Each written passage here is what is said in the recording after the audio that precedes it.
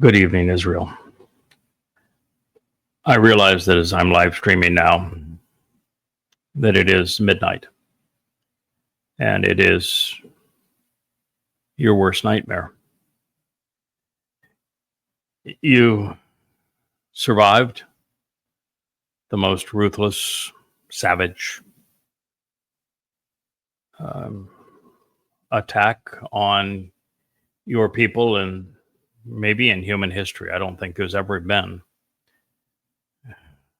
an assault that was as brutal as what Muslims perpetrated on the kibbutzim and in the rave on 10/7 of 23.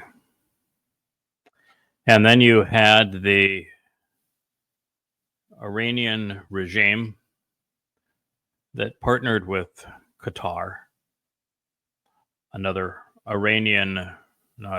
Islamic regime, to fund the Islamic terrorists out of Gaza that were responsible for mutilating children, raping women, abducting grandparents, mass murdering children and men.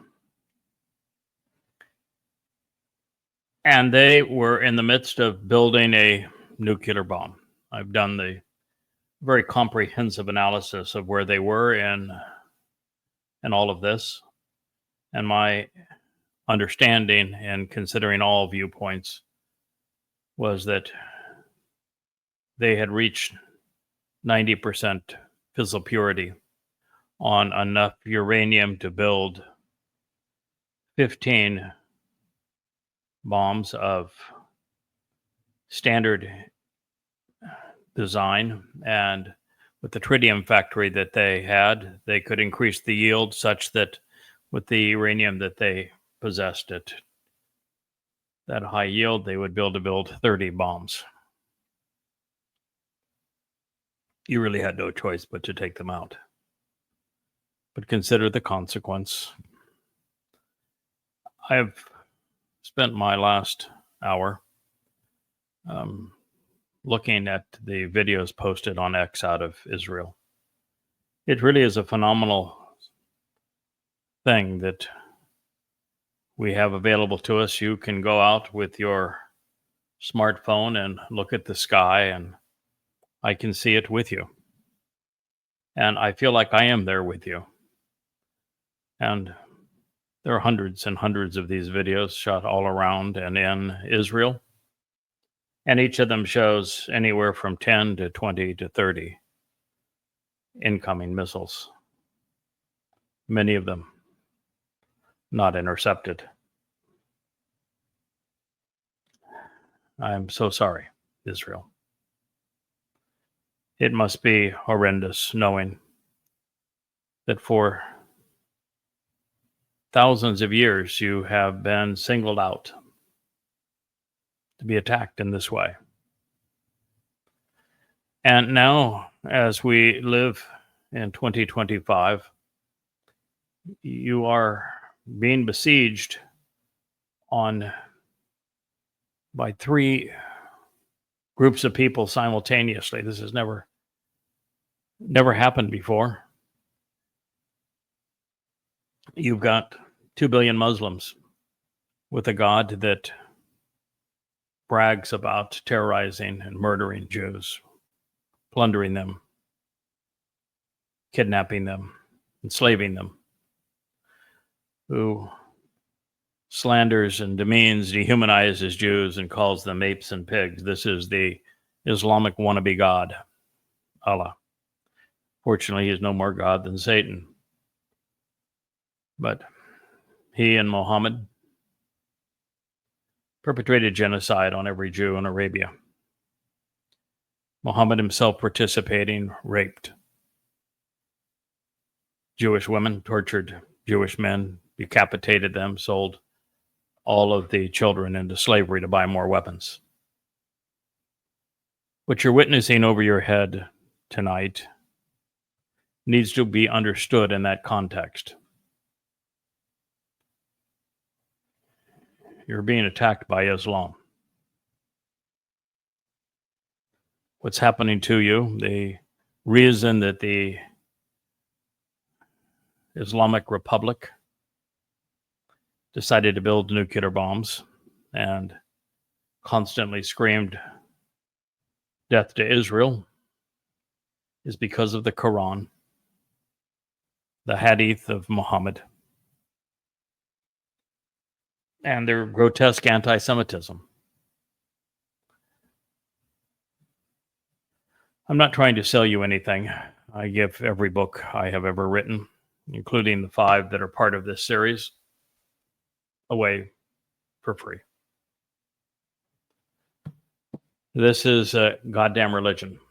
You can see from the size of it, it's 825 pages. This happens to be volume 5, meaning there's 4,200 pages. Everything in this book is based upon the Quran and the Hadith, the Islamic scriptures. I explain who Allah is, who Muhammad was, what the Quran actually says by reordering it chronologically. The Quran, you may not know, is a jumbled mess. The shortest surahs to longest surahs, basically. Actually, the other way around, longest surahs to shortest surahs, which puts the last revealed towards the front and the first revealed towards the back, but it's not even like that. It's a jumbled mess. It's like a hurricane going over a junkyard. And impossible to understand under that basis because it's so repetitive and so out of context and so jumbled chronologically. And Allah is such a poor writer, such a poor communicator, that I did something in writing these 5 volumes that heretofore had never been done. I reordered the Quran chronologically, and I set it into the context of Muhammad's life as it was revealed in the Torah, the history of Al-Tabari, and the life of Muhammad, the biography, compiled by Ibn Ishaq, and then added additional insights and flavors from Bukhari and his Hadith collections. Never been done before. The result is the most comprehensive, chronological, contextual, and best documented presentation of Islam ever written. It excoriates the religion. It proves that Allah was no more God than a garden snake. It demonstrates that Muhammad was the worst man that ever lived. He was indeed a pedophile. He was a rapist. He was a genocidal maniac, an armed robber, a thief, mass murderer. He was a pervert by any standard. He was literally the worst man who ever lived. The Quran is the worst book ever written. The saddest thing about the Quran, Israel, is something that I'm going to tell you next because you need to know it as these missiles and rockets and drones fly above your head because they are all sent your way for a single reason: Islam. Without Islam, they're not there. They go all the way. Muhammad was a garden variety thug. He's a horrible human being. He was illiterate. He was stupid. I mean, he was literally dumb as a stone. And he was an absolute pervert. Just a horrible leader of men. He had no courage. He had no character. He had no intelligence. He had nothing going for him. And first 12 years of Islam, he had no followers either. He was laughed out of town because of the stupidity of the night's journey. That is the reason that there's those 2 hideous scars on top of the Temple Mount, where you imagine that he flew a winged donkey to Jerusalem, a city he didn't even know the name of, to meet in the temple that he did not know had been destroyed by the Romans 600 years earlier, to meet with Jews that were long dead, so he could go to heaven by way of hell. It is the most ludicrous story in the world, but it was his only way of getting out of of Dodge out of Cobbaville, because he, just the week before, he'd come up with the satanic verses, where he said that all of Allah's messengers speak on behalf of Satan. There's actually surahs on the Quran that are dedicated to Satan and to demons. No secret that the Quran is a satanic book. So how, under these circumstances, Muhammad's a coward, he's a pedophile, he's a rapist, he's a thief, he's a liar, he's illiterate, he's stupid as a stone. How in the world does such a man, and he, by the way, he's not a prophet, he didn't get a single prophecy right, not one. And Allah's no more God than, as I said, a run-of-the-mill garden snake, although he's a bit more toxic. So how did someone like that come up with a book like the Quran? Why was I able to write 5 volumes like this on what we have as the legacy from an illiterate man? Not going to like what I have to tell you as you see those rockets soar over your heads. Rabbis in Yathrib tried to make a buck by selling Talmud stories to Muhammad. They recited to him from their Talmud, which then Muhammad claimed came from Allah, and he gave the Quran a veil of religiosity. Had rabbis not tried to make a buck to sell Muhammad Talmud readings that created this myth that the Quran was inspired by his God, you would never have heard his name. No one would ever have screamed Allahu Akbar. The Jews of Arabia would not have faced genocide. There would have been no 1948 war, no 1967, no 1973, no intifadas, no 10/7 of 23. It all occurred because rabbis made the Quran seem religious by selling Muhammad Talmud stories. But it got worse. Rabbis are arrogant. And when Muhammad claimed that the stories that they had sold him, which he brought wholesale into the Quran, came from his God, they laughed at him. They mocked him. What happens when you mock a psychopath? I said Muhammad was a pervert. I said he was stupid. I said that he was a coward. He's still a psychopath. Well, psychopaths don't much like being mocked. Look what happens when you criticize Donald Trump. He slaughtered them. Cut off every man's head, raped every woman, sold every child into slavery to buy more weapons. That's what he did. And then he pursued them again in Kabar. Kabar is a exact replica of what happened on 10/7. The events of Kabar and the events of 10/7 are identical. Oh yeah, the Muslims had upgraded from swords and daggers to AK-47s and some RPGs, but other than that, same thing. That's why those missiles are flying over your head. This is the antidote. You can find these books, and every single one of them is free in its entirety. I wrote them because the God whose name you erased asked me to do this as a favor to him and to you. They're free at goddamnreligion.org. They're also free at YADAYAH.com. Please read them. Know your enemy. Defend yourself and those you love. Protect Israel.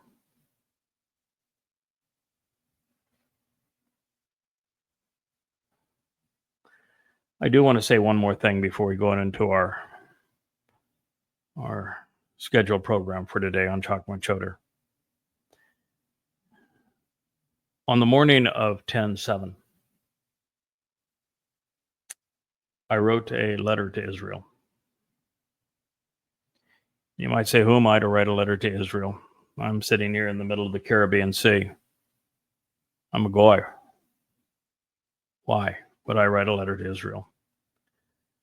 Well, I guess you can begin by saying that I have spent the last 24 years of my life, every waking moment, 10, 12, 14 hours a day, 7 days a week, over 100,000 hours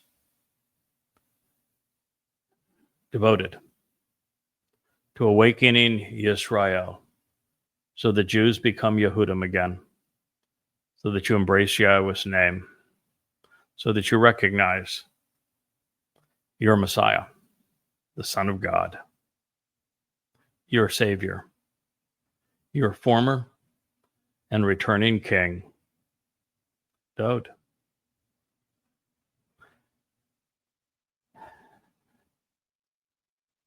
I have a lot of skin in the game, Israel. I've earned the right to write you a letter.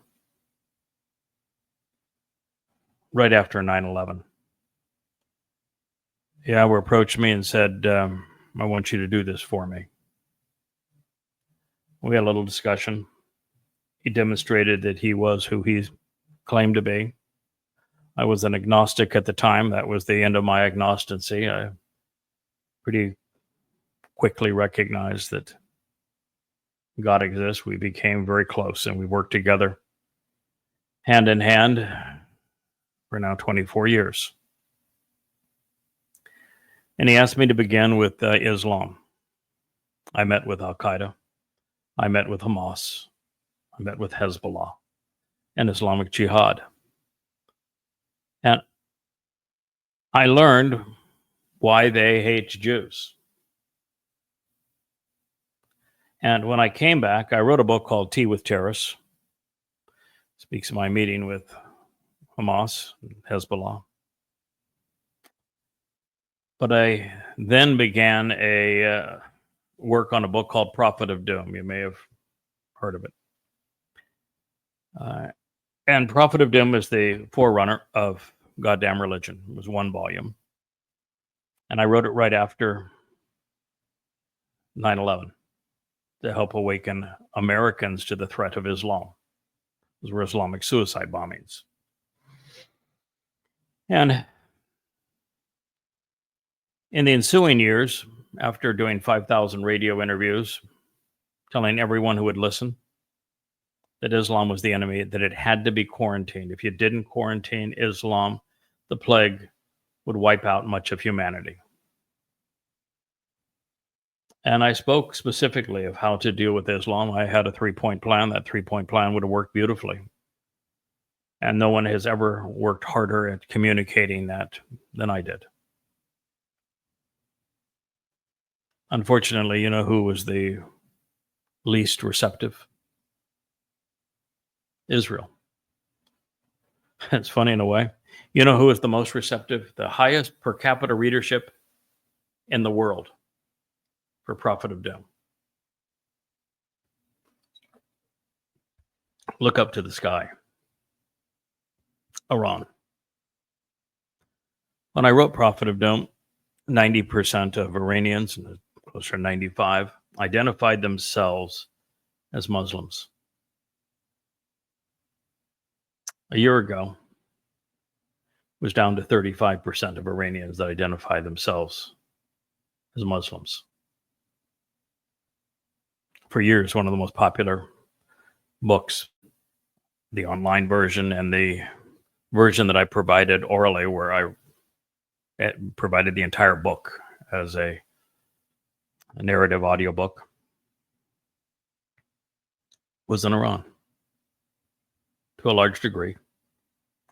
They're free of Islam and would like to throw off the ayatollahs that Jimmy Carter brought upon the nation by having read the precursor to this. The difference between Goddamn Religion, the 5 volumes, and Prophet of Doom is that every word of the Quran is presented. Every pertinent hadith is presented. The analysis is comprehensive. I disprove the religion of Islam, the Quran, Allah, Muhammad, the Hadith, the Sunnah, thousands and thousands of times over. Now, the truth is really important in this case, particularly for Israel. Now, as a result of that, I received many thousands of death threats. I even got a fatwa from Saudi Arabia. So, Israel, I have some skin in the game. I also spent the last 20 years after that experience translating the Dead Sea Scrolls.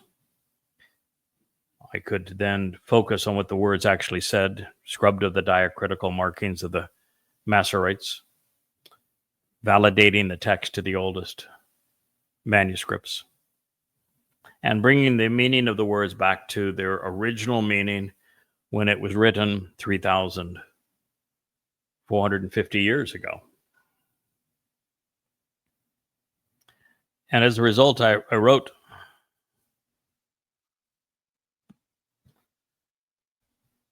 35 books in total, but 25 of them are on my translations of the Torah, prophets, and Psalms. This one happens to be volume 5 of a series called Yada Yahowah, Katsir Harvest, about the upcoming harvest. That is your life insurance policy.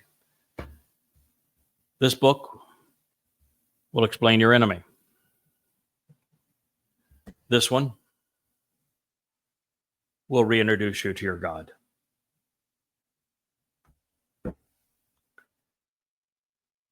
So that's why I'm here.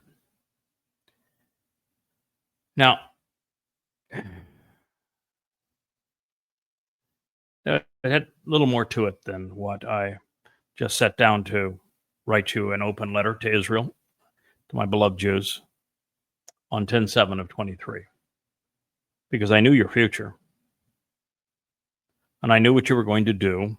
And I knew what the consequence was going to be. But there's more to it than that. And I'll share in a moment what my recommendations were. But Israel, are you familiar with a person called the Nakar and Nakri? You know what the word means? Do you know who used it? Let me give you a little hint. When the home for Yahweh's name was first dedicated, Solomon, considered the brightest man in the world. I don't think he was 10% as bright as his father, but that was his handle anyway. In the dedication of the house for Yahweh's name, the real Sermon on the Mount, on top of the mount, he told all Israel that there would be a Nakri, an observant foreigner, who would serve as a Zeroah, one cultivating the harvest. Remember this book I just showed you, Katsir? That's the 2 harvests. We're dealing with Shabat, 22nd of May, 2026, and Towrah, 23 and 24, September 2033. He said that this man would speak to you coming out of the sky via the satellites. And he said, you need to listen to everything he has to say and then act upon it. The other person to write about the Nakar is Isaiah. You'll find that reference throughout the great Isaiah scroll. Now, Israel, let me ask you another question. Have you ever heard of an individual known as the Choter? You're familiar with Dode, of course, David.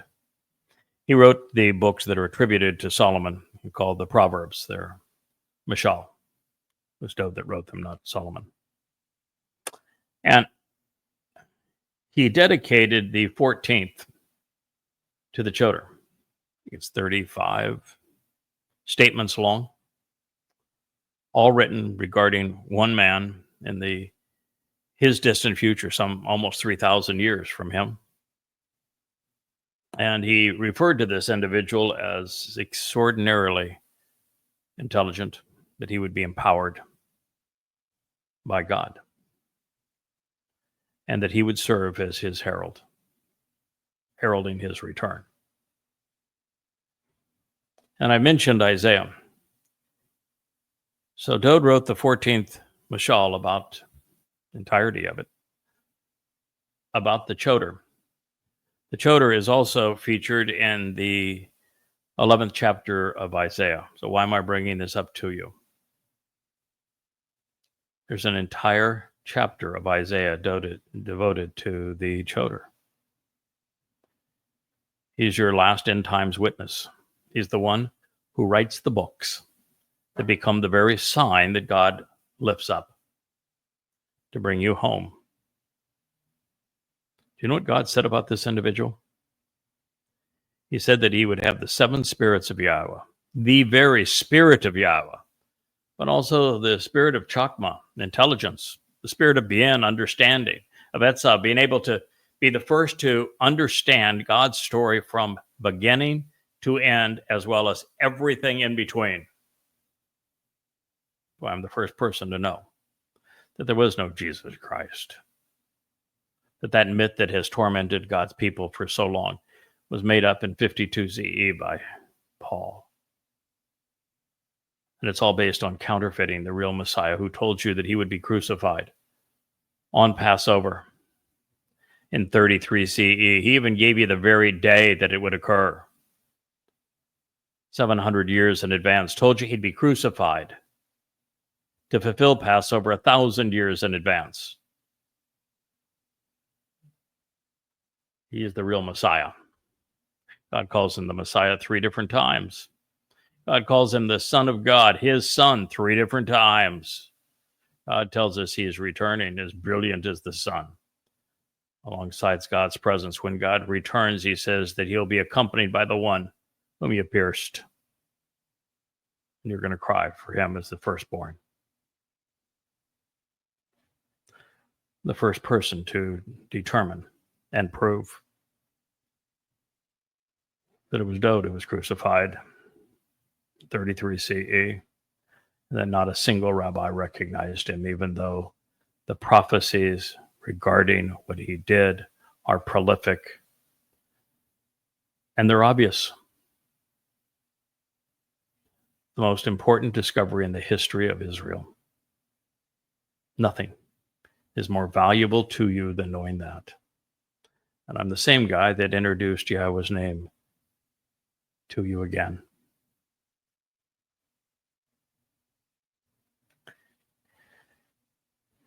Are you familiar, Israel, that there's 3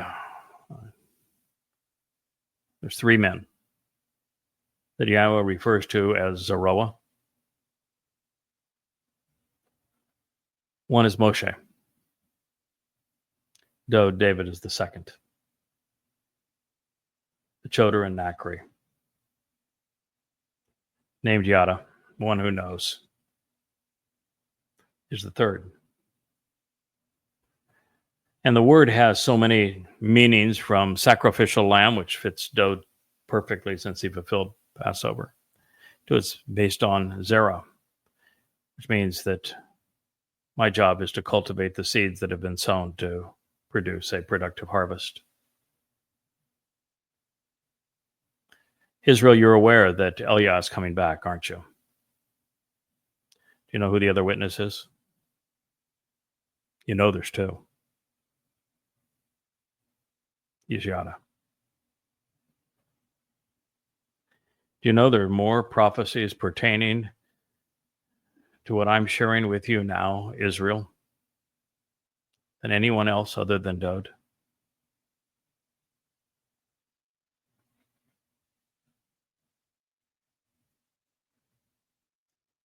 Are you familiar, Israel, with the Adamah Parah? Do you know what that means? I'll translate it. It's the bloody red man of the earth who is productive and fruitful.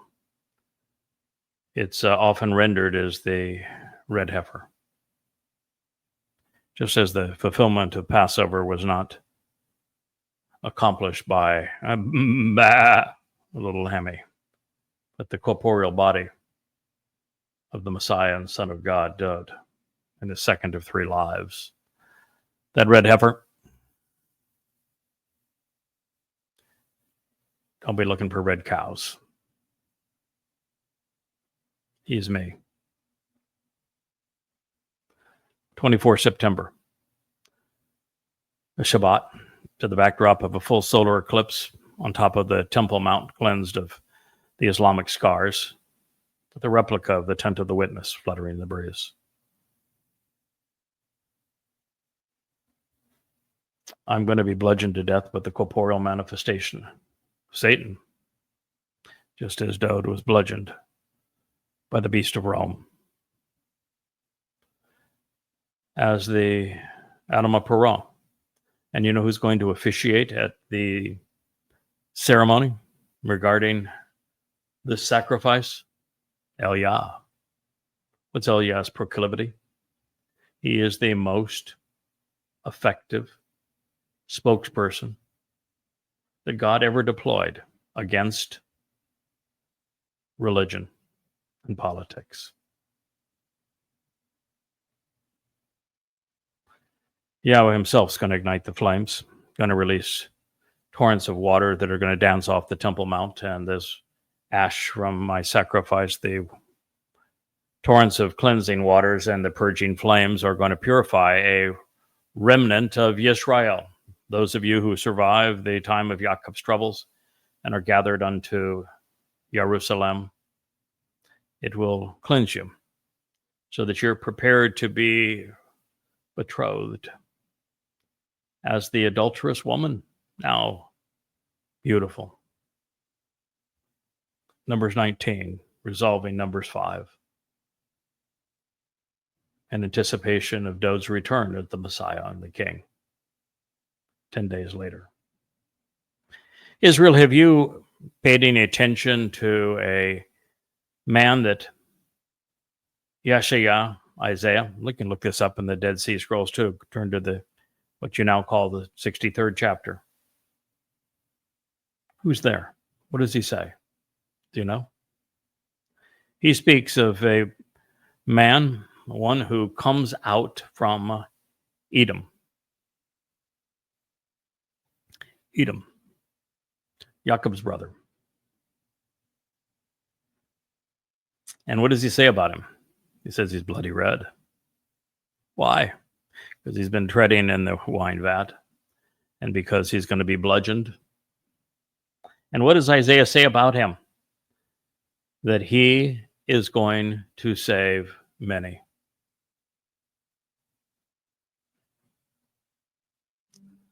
That's why I've written all these books and offered them to you free. Israel, with those rockets and missiles, drones flying above your head. I have become the first and only person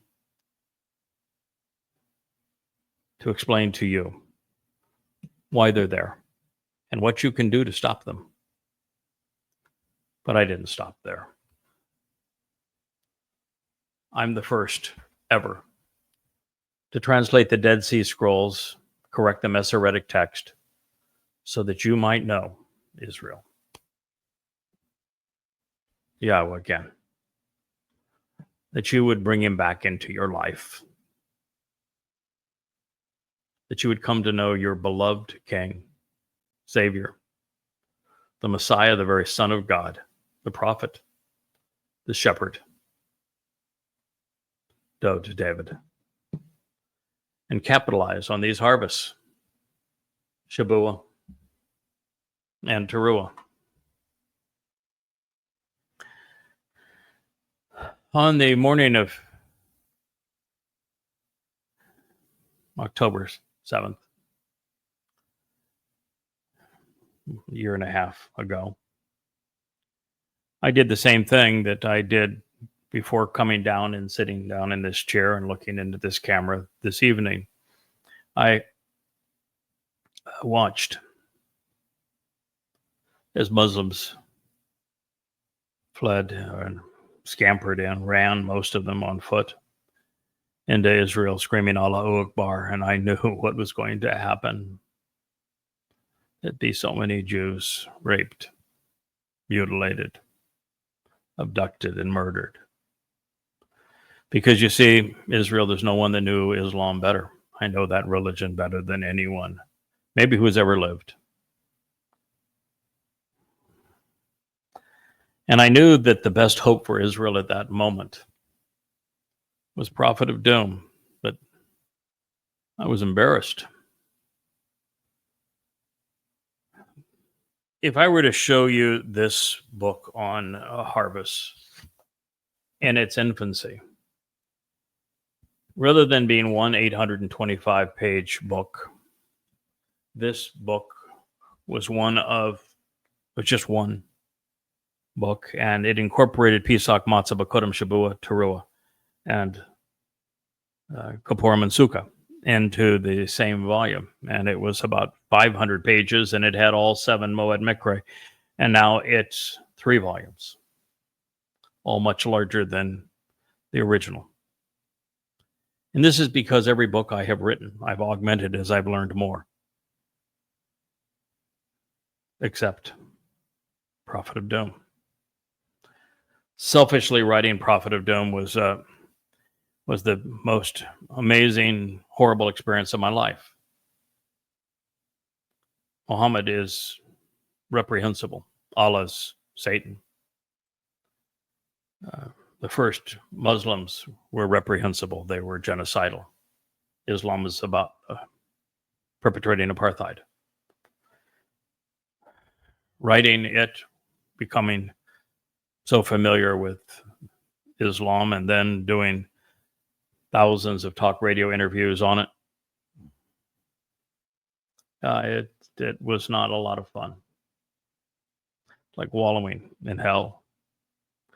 It was also amazing, though, to see all of the death threats that were brought against me, and how Yahowah honored his promise to protect me.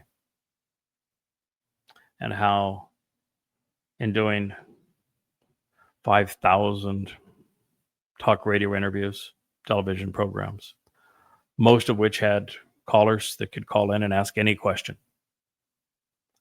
And in all that time, I was never stumped. I always had the answer. I knew the religion, understood the religion better than anyone, including Muslims, including the best, most well-trained imams. And so it was amazing to see what Yahowah did. He honored his promises. So on the morning of 10/7, which is, I think, even less horrific than what you're witnessing now, because even though the Muslims were more personally savage on that day, and the IDF let you down so tragically on that day, it was a very small part of Israel that was susceptible. Now these rockets are raining down on the whole nation, and missiles. So I recall seeing that, and I immediately turned to Yahowah and said, Yahowah, I really don't want to have to rewrite Prophet of Doom. I just felt the sense that I needed to do it, and I didn't want to do it. And God he's always the same way with me. He said, young man, I've taken care of you. Now you take care of my people. I spent the next 6-9 months of my life doing the best job that I think's ever been done on exposing and condemning the religion that wants to annihilate Jews. Don't do as you did the last time and ignore it. It's a gift to you, one offered by your God. Read it, for crying out loud. Know that your enemy is not Hamas. It's not Hezbollah. It isn't even Iran. It's not the Houthis. It's Islam. You could fight. You're not going to get the opportunity, but you could fight for another 10 years in Gaza, and you couldn't eradicate Hamas. They are Islam. Gaza is Islam. You just need to know who your enemy is so that you can fight them appropriately. On the morning of 10/7, I offered Israel this plan, and it's a letter that you can read if you go to goddamnreligion.org or you go to yadayah.com and you open volume 1, or even go to the site's resources. You're going to find this open letter called War with Religion, at War with Religion. And the first thing it says that you've got to know your enemy. You've got to read the material that I have documented and provided for you. If you don't know your enemy, if you're going to lash out at symptoms, you have no chance of success. You're going to make a bad situation worse, which is what you did in Gaza. By continuing to pummel Gaza, I understand they had it coming. But to go after Gaza and pursue an unwinnable war against a tactic, you turned the world against you, committed suicide. So I said the first thing you need to do is know who your enemy is, capitalize on what I was doing here in rewriting Prophet of Doom as Yada Yahowah, as goddamn religion. The second thing is that, and I just can't get this through Jewish minds, you have to stop using Palestine and Palestinian unless it is to mock the term. Palestine was created as a racial slur by Hadrian, who was perpetrating genocide against Jews, crucifying hundreds of thousands. And he was an arrogant asshole, sadistic, another psychopath. And he wanted to victim shame, like Muslims do today, like Marxists do to Jews today, wanted to victim shame. And he did that by dusting off the old moniker that was found in the writings about the Philistines, and he renamed Judea Philistia. The name would have been forgotten if it wasn't for the fact that the English are anti-Semites. And they preferred to use that name because they just don't like Jews. It's a good slur. Nice anti-Semitic genocidal slur. And the British thought they were superior to you. So they prolonged the name. And then the Marxists from the KGB and the Muslims from the Muslim Brotherhood in the 1960s, after having lost the War of Independence and the Six-Day War, decided to use that old Roman moniker, that slur, to degrade Jews. They would call Muslims Palestinians. There was no such thing as a Palestinian. But they would use the term as a genocidal slur to perpetrate apartheid and genocide against Jews. And that was its sole purpose. And so for you to use the term, for you to have a politician, a newspaper, a television station that has the audacity to use that godforsaken genocidal slur, and if you're one of those who uses it, you have brought great shame upon yourselves. Because the combination of the suicidal response that you have in Gaza, which I said specifically, if you invade Gaza, you'll make a bad situation worse. You'll end up manufacturing more Islamic jihadists than the IDF can kill. And that's exactly what's happened. The combination of that, the images of destroyed Gaza and the false claims of baby killers have become so pervasive and so shrill, all wrapped into this stupid racial slur of free Palestine, such that the world's going to capitulate. We're going to have a Neville Chamberlain moment. That's what I wrote to you almost 2 years ago. You're going to have a Neville Chamberlain moment. And your Neville Chamberlain is Donald Trump. And his Czechoslovakia is Israel. And his Hitler is MBS, Mohammed bin Salman of Saudi Arabia. And his Nazis are Muslims. And his outcome, World War III. Millions of Jews are going to die. And all of this is going to transpire between now and May 22nd, less than a year from now, of 2026, because the prophets told us it would occur just like this.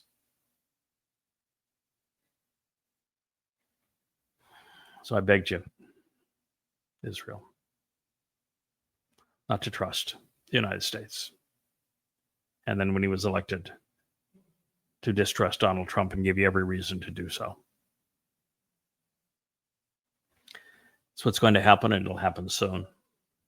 And the concern over that is that you'll be given promises of security by a country that has never protected Israel and will not going forward.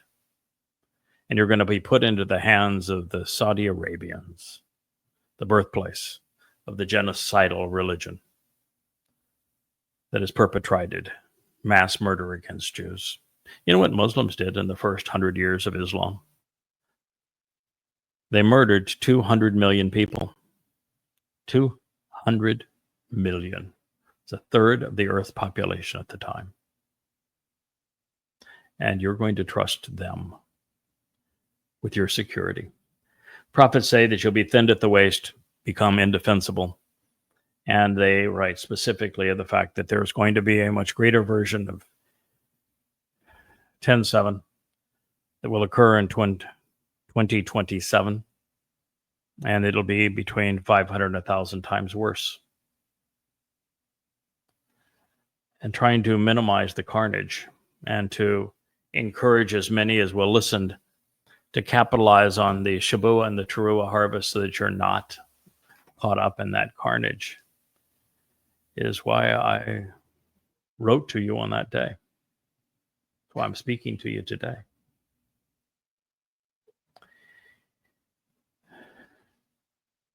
So the first point I wanted to make in that open letter is that you need to know your enemy. Your enemy is Islam, not Hamas, not the PLO, not Hezbollah, not Iran. They're just symptoms. The real problem is Islam, and you need to know it, and need to know that you don't defeat a religious foe with bullets and bombs. Your average IQ is 115. The average IQ of the Muslims wanting to kill you is in the 70s. In Gaza, it's in the 60s. You need to use your brains as opposed to your bombs, and you can defeat this foe. The second is you have to stop using Palestine and Palestinian. You cannot play into their hands. They are malcontent, murderous Muslims. Call them what they are. Deal with them that way. The third thing I said is that there's only one way that you have any shot of getting the hostages back without committing suicide. And that is that I would have traded Alaska Mosque and the Dome of the Rock for the hostages. They would have said no on the first, and you can take your pick. I would have taken down the Dome of the Rock first, just because it's such an unsightly boil. And then if they said no on the returning the hostages, all of them, not some of them, I'd taken down Alaska Mosque. What did they call that raid on 10/7? Perhaps you remember. Alaska flood. Ah, that's it. Alaska flood. If you didn't get the hostages back, then at least tear down that mosque, the one responsible for them being taken. The next thing I told Israel on that day, and unfortunately you already lost. If you don't win the war of world opinion, public opinion, then it doesn't matter what you do on the battlefield. Your days are numbered. And you just didn't lose it. You got creamed. And if you look now on X and Facebook and YouTube and the like, the mainstream media, Main Street, across the world, you lost the war of public opinion 100-1. And it's largely because you didn't do as I had said. And I feel badly having to tell you I told you so, but I told you so.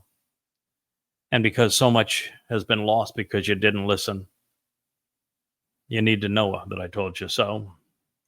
But what you needed to do on that day and every day since is to show every stolen life. Autopsies, pictures, the beauty of that life before it was stolen. And then the story of how each individual life was taken. And all of the pictures, raw, uncut, unmasked. And the whole story, every single life documented. You know, might not fit Jewish sensibilities. But I'm here to tell you, their lives matter at that point. And that's the story you needed to tell, but you didn't. I begged Israel to use words wisely against this enemy, to expose and condemn it for the horror that it is, because Islam is so easy to disprove. If you had an entire nation working to disprove the religion because you're equipped with this kind of information, you wouldn't have gone into Gaza to make a bad situation worse. You wouldn't have turned the world against you under those circumstances. The next thing that Israel had to do, and the most important of all, stop erasing Yahweh's name.